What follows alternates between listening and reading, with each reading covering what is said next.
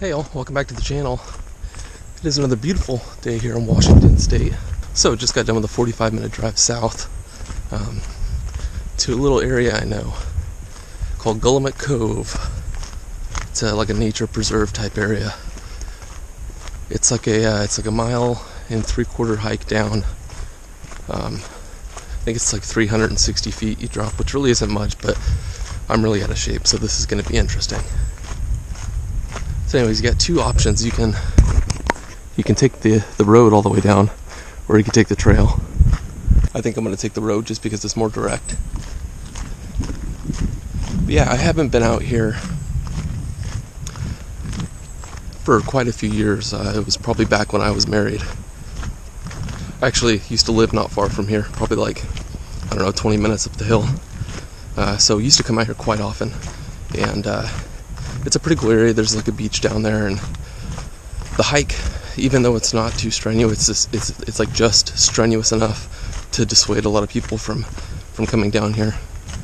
And it's kind of a cool place this time of year because the forest down there, you can sort of tell right now that I'm in a lot of evergreens.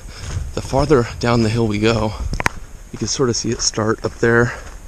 You can see a lot of maples and stuff like that, a lot of deciduous trees that are changing colors. So that was kind of one of the reasons I chose this area. I also know that I needed a good workout, so it's all fun and games now when I'm walking downhill, but it's going to be interesting to see how I feel when I get back to the top.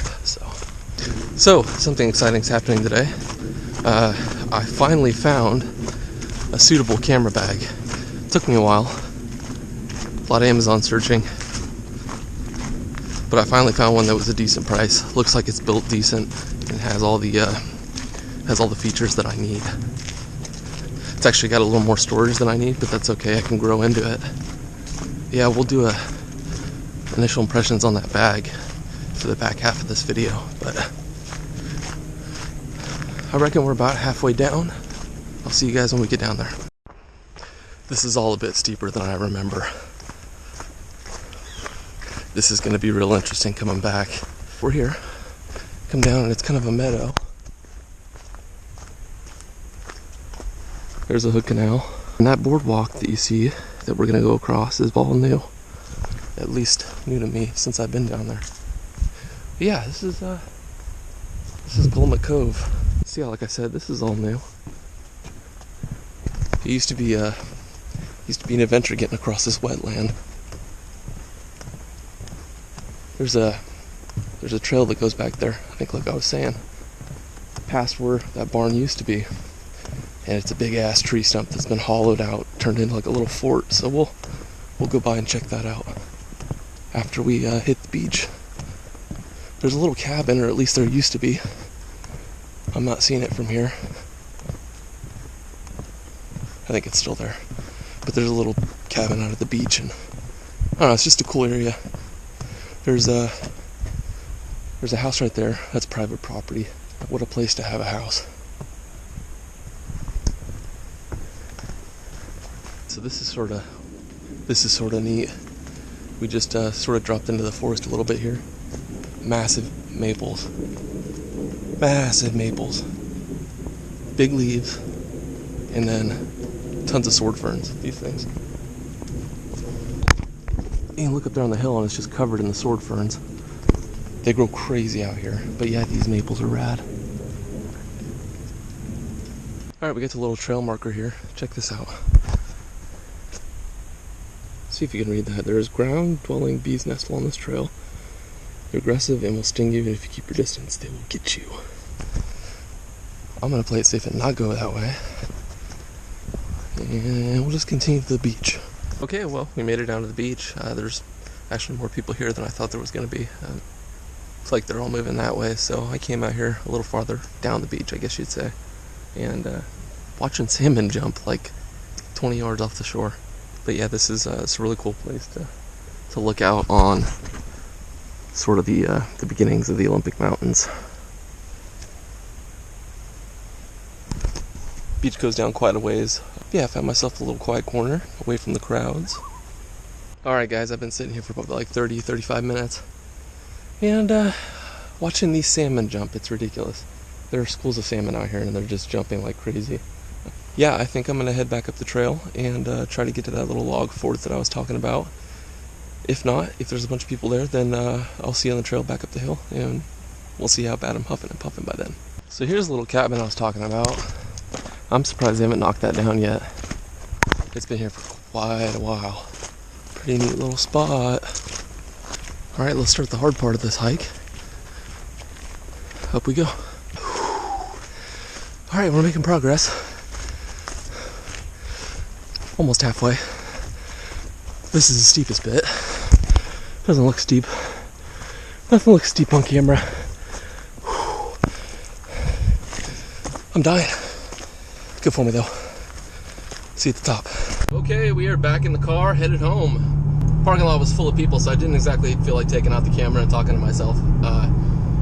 Yeah, good hike. It really, it's pretty sad how out of shape I am. I don't have the wind that I used to at all, but it was good for me. It was good to huff and puff and work up a full sweat, and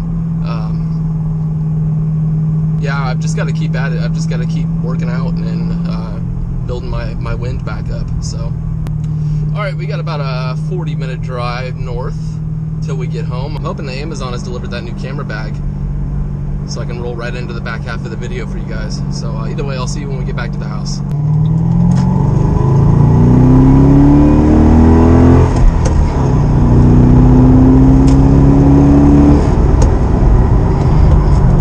Hey guys, welcome back. It's a few days later. Meant to film the back half of this video a few days ago, but it just didn't work out. So yeah, I got my bag, I got my camera bag. It's all full of stuff now already. And yeah, I've just been kind of living with it for a few days, and I've made some changes and kind of have some initial impressions. So we'll get into that, but first I wanted to sort of get your guys' opinion on something. I'm thinking about putting some new scales on one of my knives. It's between the Manix 2 and the Benchmade Freak, Super Freak, whatever you want to call it. Yeah, this is back in the collection. I did give this to my dad, and he carried it for about a year. But the more he carried it, I think he just, he kind of gravitated toward other knives. I think he really likes to flipper on deployment. But yeah, anyways, I'm thinking about throwing some scales on this thing, some Applied Weapons Tech aluminum scales. So yeah, which would you do? I'm not going to do both. I'm really leaning toward the Manix 2 because it's like my favorite knife and it gets carried a ton. And I think throwing some Applied Weapons Tech scales on there would just take this knife to a whole nother level. But still open-minded about it. Love to get your feedback. Benchmade Freak or Manix 2. I'm thinking Applied Weapons Tech aluminum Cerakoted scales either way. Honestly, black on both of these knives would probably look good. So yeah, give me your thoughts in the comment section below. Which would you do? Second little thing before we get into the bag is gonna have a new knife in the collection soon. It's a Spyderco, go figure, but it's something very different, something that I don't have in my collection. That's all I'm gonna say about it right now, but within the next couple weeks I should be introducing it on the channel. So same goes for the scales. Alright, let's get into the bag real quick. This is not going to be a detailed video on the bag. I want to live with it for a little bit and really see what I think of it before I start working on that video. But I will show you just kind of like the rough outline of this bag. So it's a pretty ideal size for me. There were two size options, and this is the smaller of the two. But as you can see, we've got two main exterior pockets. This one doesn't have anything in it. I like to keep it empty. That's kind of like that's my plan. Got that guy, got a hard-sided pocket on the outside here. This has my camera accessories in it, my flash, my filters, wireless trigger, extra SD cards, and extra batteries. So that's pretty cool. We've got the bag sort of split into two halves. We've got the upper half and the lower half, which are divided via some Velcro dividers. I'm not going to open up everything, but we've got really nice, easy top access to the camera, that was like a must for me. That was what really sold me on this bag, is that I could set it up to where I could just have my camera pop out not have to unzip the whole bag and get into the whole thing and dig around for it. So yeah, this thing will fit 2 DSLRs, one on the bottom, one on the top.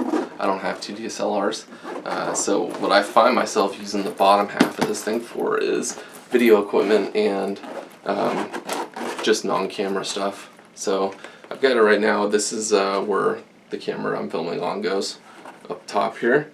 I've got my little survival pouch EDC kit, which has changed a bit. I've taken some things out and added some things, so it's a lot lighter and a lot slimmer than it was, because I found it was just, I had some really redundant items in there and I was missing some things. A couple of you actually commented on the video that I did on this. I was asking what else do I put in there, and I got some good comments, some good feedback, so thank you. I added a couple of the items that I saw in the comment section below, and I plan on adding some more. So yeah, that guy stays down here, and then I've got this empty space right here where I can just put whatever. I do have side access to that bottom half, which is really nice. That's really convenient, so I don't have to open up the bottom all the way. But yeah, nice little side hatch here. Got a couple little pockets for whatever. Last pocket is the laptop pocket, which is in the back portion of the bag right here. The only thing that's in that pocket is the rain fly, which goes over this bag, which is super nice, especially living up here. Definitely want to keep your camera equipment dry. Yeah, I'm really digging it so far. Like I said, we'll do a more in-depth video on this thing at a later date. I do want to get some more miles put on it and just spend some more time with it before I really give you guys an in-depth look into what's in my camera bag. So yeah, hopefully this one lasts me as long as my last one did. Like I said, I think I got over 10 years out of that last camera bag, and I'd love to get 10 years out of this one. Alright, I think that's going to do it. That's going to wrap this whole video up. Hopefully you enjoyed the hiking portion. I'm trying to get out more and do that for exercise and for my damn mental health, to be honest. Just getting out, getting some fresh air and getting away from everything is really nice and refreshing. So please let me know in the comment section below what you would do, Benchmade Super Freak or Manix 2. Which would you put scales on? Alright guys, that's going to do it. Thanks for the continued support of the channel. Thanks for staying tuned. More content coming soon. Alright guys, see you in the next one.